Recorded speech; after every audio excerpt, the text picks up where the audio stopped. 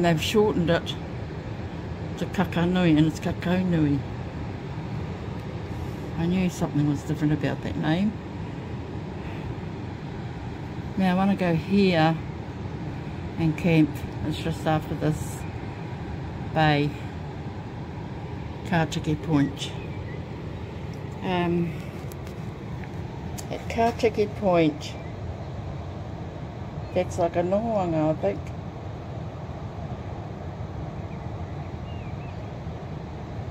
Oh no, it's a historic,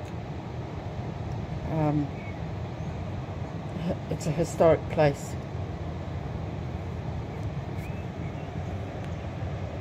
This part I'm quite fascinated with. This is a river mouth, Moiraki River, going into the sea. And when the tide comes in, you'll see in a minute, a really strong tide.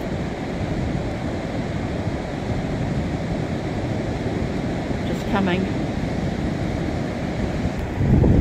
When the tide comes in, it comes right into the mouth of the river and mingles with the river water. Watch this one.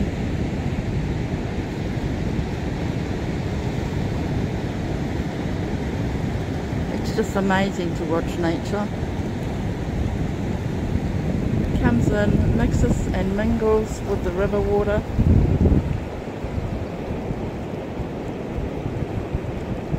Goes right up here. But that is probably how come sometimes you get dolphins and big fish up rivers, because they get swept in by the sea tides. Especially if they're really strong ones. There was a strong one before, but I didn't catch it on camera.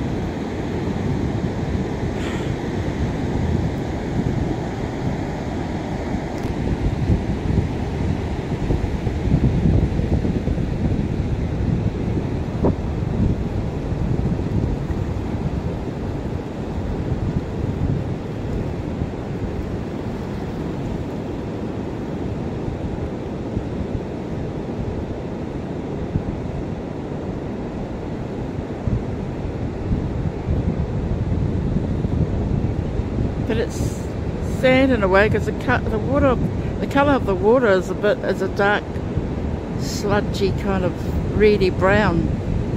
I don't know what that is. And there's no birds feeding around this area at the mouth.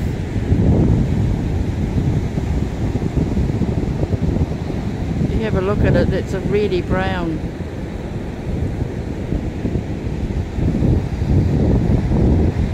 The phenomenon part is that the waves, the tide drives seawater into the mouth of the river,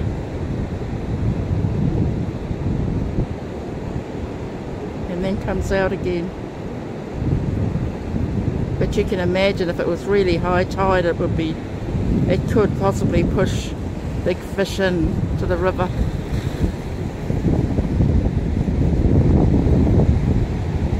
And it's got to gather momentum, it doesn't just happen. Here's one.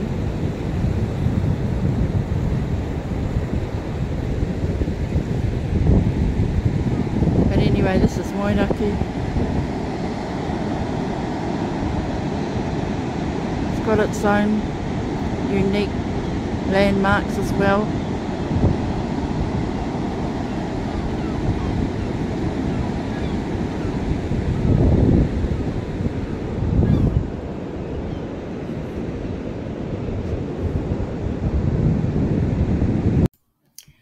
Kia ora whānau. Well, I don't know about you, but I'm a nature lover. And everywhere that I've been going in Aotearoa, New Zealand, I have ended up in the presence of magnificence. I don't mean the flash big cities with their flashing lights, and I don't mean the acres of farmland with sheep and cattle that gives you that sort of vision of England. I mean the magnificent natural entities that are New Zealand. I'm a member of a rockhounds group, and so, just as a side, and so Kakonui Beach was definitely a destination for me. I collected some beautiful stones from its shoreline. Actually, I've collected stones from a few rivers and beaches from around the country.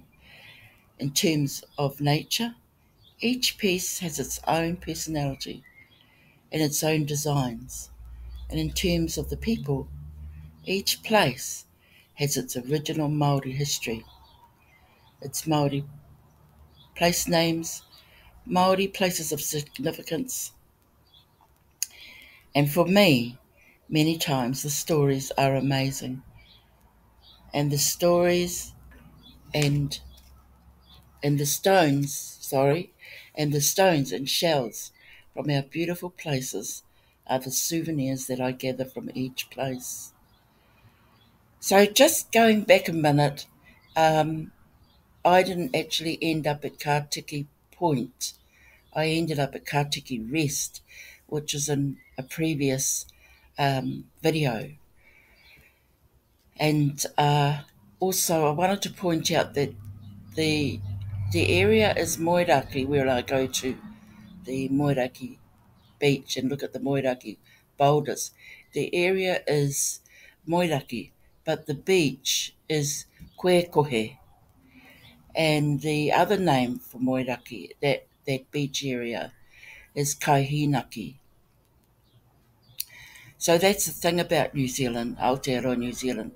If you're not from here, a lot of places have had their Maori names previously. And I've found that in the South Island, and sometimes in the North Island, there seems to be a kind of a competition between the English name and the Maori name.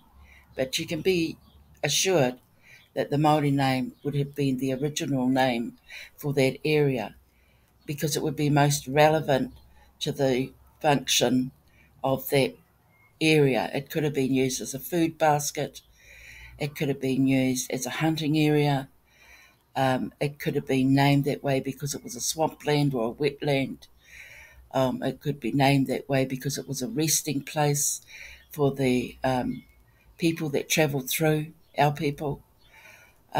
So all the Maori names of these areas are relevant, most relevant to this country, and to the early explorers and pioneers that were here hundreds of years before Europeans got here. So continuing on my journey south, I'm excited about the adventures that lie ahead. I'm going to be going to the bottom of the South Island, and we have some history there as well. I'm going to possibly stay in Dunedin. I don't really want to stay in Dunedin, but because of the flooding and some of the campgrounds being closed and some of the freedom camping spots being flooded out, I might have to stay in the city centre or in the city. So, whānau, I'm going to leave it here. Wherever you are, whenever you're out there in nature, don't forget, only leave your footprints. Nō reira, ngā mihi, tēnā koutou.